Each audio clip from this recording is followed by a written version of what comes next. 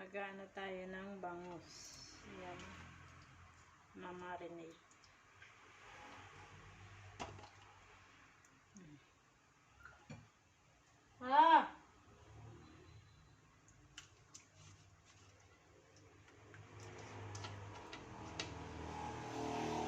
Aray, pwede niyong ilagay sa ref hanggang 2 weeks.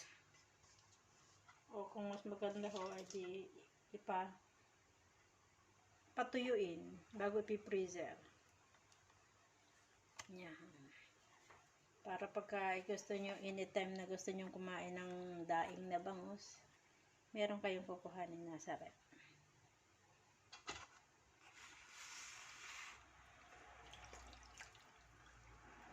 Basta mamarinate ko lang ng 24 hours. Ganyan. Pagka edi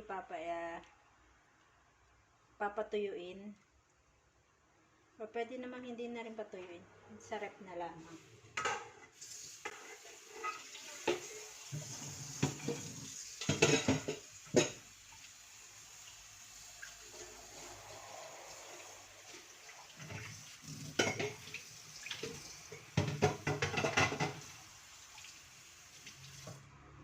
Yung next ko dyan ay asin, paminta, suka, at bawang. Ayan. Yan ang mix niyan.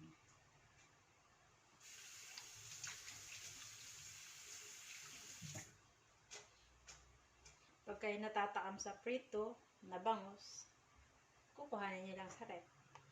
Ayan. Daing na. Thank you. Thank you for watching.